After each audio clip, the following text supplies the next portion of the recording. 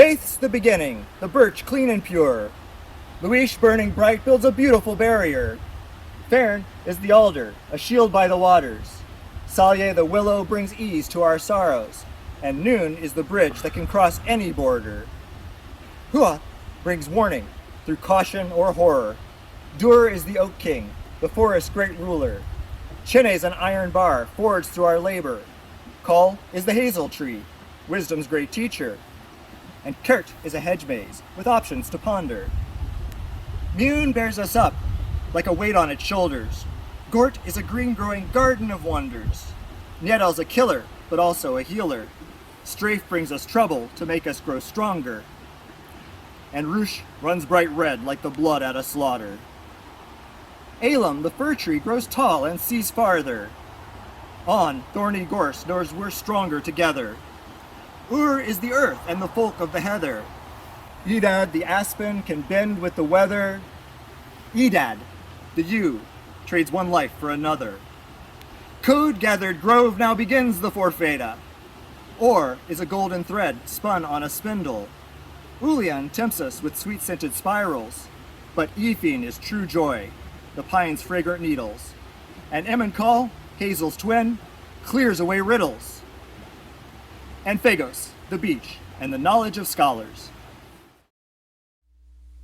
I love, and loathe, a birch blank page. Pure, potentialful, demanding, devoid. Nothing, anything. A perfect new poem, a passable song, a worthless trash wad. Initial value is based on becoming, as after that start comes everything else. Is the power in the wand or in the hand that holds the wood? Is the meaning in the sign or in the carving of its curve? Is protection in the branch or in the will that hangs the broom? Is nutrition in the fruit or in the creatures that consume? Is the magic in our motions or the matter that we've gathered? Is the answer in the question or the ears of every listener? Red guardian on the riverside, drawing down the rising tide, holding back the crumbling bank. Left untroubled, warding wide, stretching out to every side, rooting down to know your land. Never ceding till you bleed, cut to serve another's need, leaving gaps to fail and flood. May your children come once more to hold again your vacant post and grow where now the land erodes. Oh, weave me a crown so my sorrow can reign, then boil me a tonic to toast to my pain. Oh, draw back the waters that swallow all grief, too tempting their offers of endless relief. Oh, span over land where my loved ones now lie, reach deep to the wellhead where love never dies. Oh, bend under burdens too great for my bones, and cry for survivors enduring alone. There's no literal tree interlinking the worlds, not an ash, nor an oak, nor a yew, nor a fir, not a mountain nor stone, not a web nor a wheel. No, none of these forms fully fixes what's real. The worlds are connected, we've known that forever, for beings do travel between worlds, with effort. There must be some structure that spans them together, which we've tried to decipher with metaphor measures. But just as a family's not really a tree, and space isn't really a bent rubber sheet, the stories we tell illustrate what we mean, but the telling's not meant to end all inquiry. There may be some symbol set truly transcendent, but our feeble letters are fading and finite. To think that a myth gives the multiverse limits? That's as foolish as thinking the gods are our servants, as if they are bound to one culture or species, that somehow a name holds their power on a leash. That's danger, engaging in literalist hubris. So let's not get lost getting hung up on trees. A thorn is a warning. Come no closer, or you'll suffer. A thorn is a weapon, a shrike's high spear to skewer mice. A thorn is a challenge. Would you bleed to harvest my fruit? A thorn is a peril, a slim smooth claw among toothed leaves. A thorn is due caution. Approach me slowly, respect me. A thorn is iconic. None who've seen one forgets your name. The king of the forest is justly called mighty, but not for its highness, nor even its wideness, nor even for notable hardness of body, but strong for the manifold gifts it provides. Home for all creatures that flutter and climb, shelter and shade from the rain and the lightning, food in the form of the seeds it supplies, and yes, even sap it can spare parasites. Powers not found in flex muscles or fear, or how you impose upon others to steer, but space you create to protect those drawn near, and doorways you open between there and here. Holly boughs, like iron bars, will bend beneath a force, and driven past their limits they can both be made to break. So why are both regarded as symbolic of such strength, connected through the chinnefu, which means an iron bar? Hollyberry red might speak to some of iron's rust, or saturated iron in the heme of human blood, or holly's sharpened greens might speak of iron weapon's edge, or wood its use in warlike bows and martial weapon hilts. But holly's strength, and iron's strength, and chinne's strength beyond, are not the strength of war or blood or some unyielding hold. Their strength stems from an inner force that stands through warps and flows, as holly grows through wind and cold, and broken irons reforged. The strength of chen is warmth and life, of use and growth unending, as holly evergreen endures the worst of winter's blows, and iron in the fire glows and into new forms flows. They show a strength not just resistant, proven by their bending. The hazel trees were dying back, the victims of a blight, and too, it seemed humanity saw wisdom in decline. That's not to say these things were linked through mystic sympathies, but wisdom's loss and folly's gain have often harmed the trees. The cause of hazel's suffering was technically disease, a fungus causing limbs to rot and blackening their leaves, spreading through neglect and folly like a bad idea, untreated till whole fields of victims died and disappeared. We could have lost them all except for thoughtful intervention by farmers teamed with scholars working toward their preservation. They found a strain called gassaway with genes for blight resistance, then spread that seed to other trees to breed with their assistance. Though different than they were before, the trees gained hybrid vigor. There's nothing strange about a change that makes the children stronger. Through wisdom were the hazels saved, from hazels wisdom flows. It takes a blight to interrupt such cycles of the world. And follies like allowing sickness spreading unrestrained, or squandering our strength by growing one unvaried strain. Though trees may seem a silly place to look for deeper lessons, their stories hold more sense than other nuts that I could mention. For if some pundit's selling you some grand world-changing scheme, there's worse things you could ask then, how will this affect the trees? In autumn I purchased a bushel of apples, far more than I'd ever desired before. The cost was too good and the produce appealing. I thought that I'd find many ways to enjoy. Of course, some stayed raw, eaten whole or in slices, and some went in salads, and sandwiches too. Some baked in crostinis, brown betties, and pies, some cooked up with spices or stirred into stews. As a song from old Disney more thoroughly describes, there's thousands of ways apples can be prepared, but as my store dwindled I couldn't decide. What should I do with my fading remainder? Should I pickle them, jelly them, boil them to butter, freeze them for later? Would that even work? The season had ended, and though there'd be others, I wanted perfection for what I had stocked. Poring through recipes, paring them down, I finally selected the best of the lot, but what I uncovered was softened and brown. While waiting for use, my last fruit fell to rot. The core of this story is an obvious lesson. I need not belabor it further than this. Make use of each fruit as it falls in its season. Plan early, choose quickly, for waiting is waste. A trellis is strong, but produces no fruit. A wine's just a juice that can knock a man out. A bramble can tangle, but's easily cut. A briar is tiny, but holds off a wolf. A heart beats unceasing, till suddenly stopped.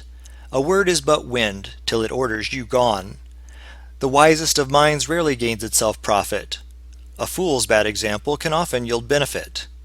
Cuchulain's great power was bound up in oaths. The stoutest will fails at the wail of a ghost. The strongest are oftentimes found to have limits. and the weak in right places have potent effects. We grow most in the night while we sleep. A body in motion is hard to increase. While we rest, our whole selves are remade, by methods not feasible while we're awake. Muscles ripped must be kept still to mend. Our bones cannot strengthen while they're used to stand. Intestines and veins, eyes and skin, all require quiet darkness to build up again. So do minds also need silent times. Refreshing, rewiring, revising in dreams, all our troubles and thoughts passed by day, each remet in the night, so we're changed when we wake. Witness loss where no sleep can be found, the madness and damage where rest is renounced. Times of stillness are needed for sight, a pause to our feet to set headings aright. Led by wisdoms bred deeper than thought, we're guided by drives with no choice but to trust. As a plant in a field fed and watered can never by willpower rise any faster, we can manage our actions and diet, but growing occurs without guidance at night. A person is never a thing to be used, but we are full of tools, all the skills we've improved. We're boxes of talents, some inborn, some learned, some acquired for fun, some required to earn. Most people you meet will have tools that you lack, some you wish that you had, only missed out by chance, though some tools you can't add when their prices are high, costing money or time you've spent elsewhere in life. But if you have a need for a skill you don't know, seek a friend with that tool, ask their aid, pay its due. You might have a talent they're missing instead, something only you made, something that you can trade. We're none of us perfect, complete on our own. Whatever you learn, you will never be done. But the more tools you have, then the more you can trade. That's how progress is made. When one grows, we all gain. Strife? Aye, and trouble beside. The wicked should know no peace. If their own iniquity does not trouble them, or worse, grants them comfort and succor, then yes, I must bring them strife, trouble, and difficulty in proportion to their harm, consternation for the pains inflicted upon others, hazard, rancor, and thorn pricks for so long as they fester. And who are the wicked, you ask? How do I know the sinner to know who deserves trouble? They are the ones who make strife, who make troubles for others, who give out pain and disease, not to those who have earned it, but to all those around them, to those who oppose their wants, to whomever they deem less, abusers and tormentors, bullies, cheats, and exploiters. Their strife is not good trouble. Strife itself is not the sign, but rather its purpose put, the reason for giving pain. Sin is self-gratifying, glorying in disruption, making trouble for one's gain. To make trouble with regret, without thought of pleasure, for a great goodly purpose, that is not wicked trouble, but God's own work, and sacred. That tree, my sweet, 'tis only wood, a bending bower of leafy green. But no, don't break a single twig, nor pass beneath at dusk or dawn. That smell, my sweet, 'tis only flowers, a pallid lace of nature's make. But no, don't breathe the scent too deep, nor wander looking for its source. That red, my sweet, 'tis only juice, the stain from crimson berries crushed. But no, don't taste, it's sour and old, and not for children's tender tongues. Your life, my sweet, 'tis long and bright, with years to pass in sunny climes. So no, don't fret, there's naught to fear.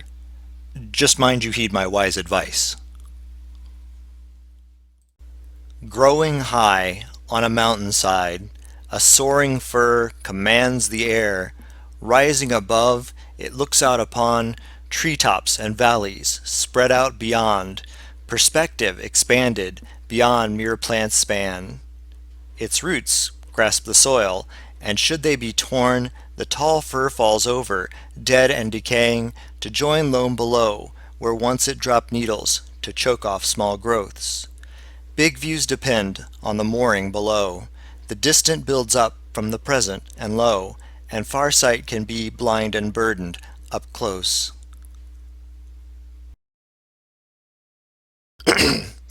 Observe the morals of the gorse. It grows with fierce and fertile force, it shows no fear with outthrust thorns, and feeds and cheers with yellow flowers. Yet some declare the fir's a pest, a nuisance, inconsiderate, a conqueror of open tracts on land denied to other plants. Then there are those who argue thus: no cause is greater than success. If other growths would claim that space, they have to fight and beat the gorse. How shall I stand in this impasse? I might claim nature's laws surpass. Let green things be to grow and grasp, and what survives is fairly best. But nature also lives in us, in humans just like any beast, and we can turn a neighbor's paths to burn and cut or feed and plant. We can't suppose our moral sense in other forms of consciousness, but can impose our chosen acts on those with which we interact. So whether gorse is friend or pest depends on how we tend its spread, and if we're harmed by grasping growth, the blame lies not within the brush. The folk. The folk? Who are the folk? Who says what's commonplace and what's elite? When those on high could simply lie, and those below refuse to rise, and on both sides perspectives may be weak. The norm. The norm? Who sets the norm? Statistics oft are cited to define, but solely running averages leaves out such truths as skew and range. There's usually more data to describe. Our kin. Our kin? Who are our kin? How do we know who's out and who is in? Some limit theirs by only genes, but that seems lonely, stark, and mean, excluding neighbors, spirit bonds, and friends. Like me. Like me? Who's most like me? Who's close enough to merit my protection? Well, in the end, the only truth is that my kind is mine to choose, and sameness shouldn't dictate my compassion. Have you ever heard of Pando? It's a 100-acre forest, but a single organism. There aren't many creatures older, and of we living beings, it's certainly the biggest. It can grow like kinds of fungus, not reproduced through fruits, but stretching out its roots, sprouting 40,000 trunks, with every tree a limb and not a separate being. New parts rise as old ones die, and though pieces are exchanged, the central entity's the same. Might this network share one mind? Given mighty age and size, Pando might be strangely wise. But great Pando is in danger, as its footprint is reduced and the mule deer eat its shoots. Its long life could soon be over if it loses too much space and it can't regenerate. So how might we rise in defense when too many just don't know what a wonder lies below? They don't see the full significance in something hugely different, so removed from their experience. What behemoths are invisible, real and present and alive, yet unseen because of size? And what titans have we killed long before we could perceive something greater than ourselves? Immortality. A state that gods achieve. Life lived on eternally. But do the gods live agelessly? Gods have died, the tales say so, though few have passed by growing old. Balder fell to mistletoe, and Miak to his father's blow. Some gods die and rise again, a feat few boast among mortal men, but still they knew the touch of pain and passed from one state to the next.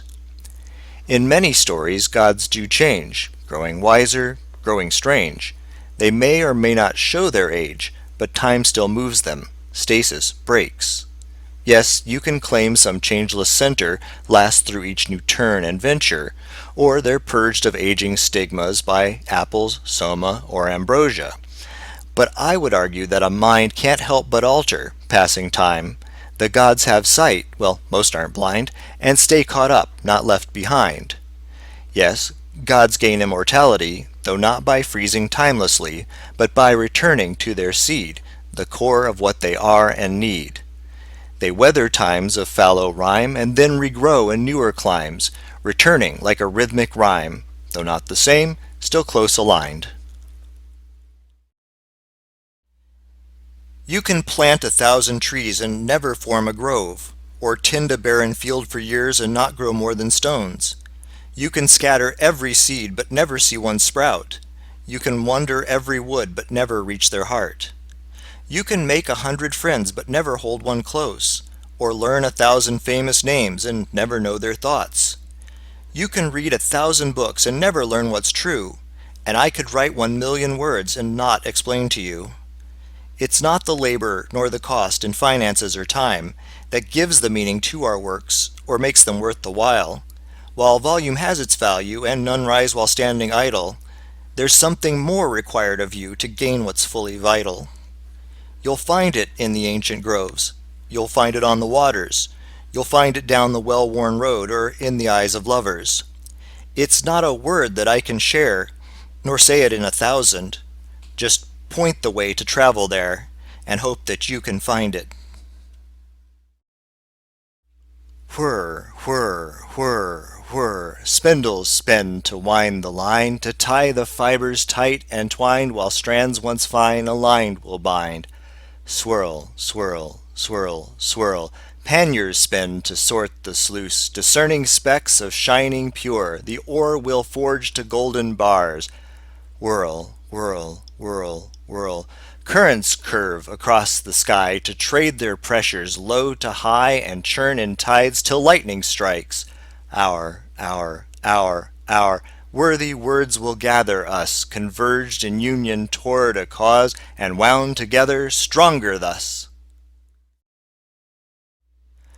Honeysuckle nectar, sipped from the flower, blueberry bushes, black raspberry briars, muscadines eaten from the vine 12 feet up.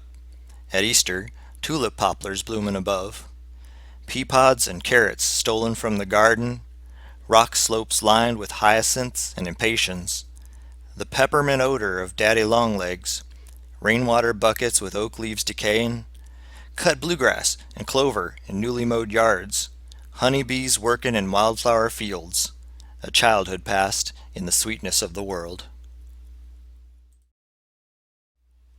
When you finally awake from the surgical haze and you realize that you're still breathing, when you've just walked away from a terrible crash with no broken bones nor a concussion, when you've safely escaped a relationship's maze that was wearing you down from the effort, when you graduate from an apprenticeship claim and can demonstrate what you have mastered, when the cast is cut off, when the stitches are pulled, when the therapist draws out your pain, when you pass the exams, when you find your lost purse, when a wandering child comes home safe, when the verdict is reached, when full justice is done, when the criminal finally repents, when the prisoners released with their innocence proved, when they're given the fair recompense, when a spirit breaks free at the end of its life with no lingering ties to constrain it, when that recent deceased is empowered to perceive all the troubles that they had avoided. A cleanser might seem to oppose what it cleans, being named by its target's rejection. But detergents love soil and surfactants love oil. They're effective because of attraction. Being half tied to water and half bound to dirt, they're a bridge between solvent and stain. To be sluiced away in a sacrifice play, leaving only the innocents plain. To embrace what is worst and to bind it up close is the first step in purification. For what you hold harnessed condemn no one else. Have no fear for your true soul's damnation. So long as you also stay flowing with water to flush the malignancies caught. Let miasmas be known so that they can be gone. Fear of foulness is how it holds on. No, a pure water rinse cannot cleanse stubborn grease. Something stronger must come to its aid. And though soapsuds can sting, it's their slippery cling that seduces the worst dirt away. And build it up higher, though sometimes we fall, and never may know the whole point of it all. We raise it up higher, on shoulders stand tall, each striving contributes no matter how small. We're raising up towers to reach into space, and if we fall over, we'll widen the base. Each truth we discover, each challenge we face, just lifts us up higher if nothing's erased. And builds it up higher, though sometimes we're stalled, and some aren't allowed to contribute at all. Let's build it out wider, all corners are called, to raise up the level, no ceiling, no walls. We're stacking up learning to raise up the world, not solely to profit the prominent few. While some can distribute the learning they hold, we're all of us able to learn and to grow. And build it up higher, though sometimes we doubt, and run into troubles we can't figure out. We'll solve them together, each add some amount, for lifting each other is what life's about. We're building a future to leave to our heirs, not only our kin but the whole world to share. We can't control how they'll use what we make, but the better we build it, the more they'll retain. And build it up higher, though fires are doused. We'll kindle new torches before ours burn out. Our ancestors raised us like forest low mounts. Each tree trunk that tumbles feeds dozens of sprouts. Who'll build it up higher, though sometimes they'll fall, and never may know the whole point of it all. They'll raise it up higher, on shoulders stand tall. Each striving contributes, no matter how small. My eyes are wise brown hazelnuts. My hair's a gorse gold hue. A birch's bark my smooth scarred skin, a hawthorn each sharp tooth. Iron holly forms my bones, and upright ash my spine, bending aspen fluidly, with willow limbs entwined. Fine needled fir juts from my chin, beneath two apple cheeks. Woven reeds my flowing robe, dyed elderberry sweet. Beneath my skin blue ivy twines, round vines with ruby fruits, feeding deep down oaken power through rowan dowsing roots. With blackthorn staff and alder shield, and bending bow of yew, I guard the growth of heather folk, and guide them in green fuse.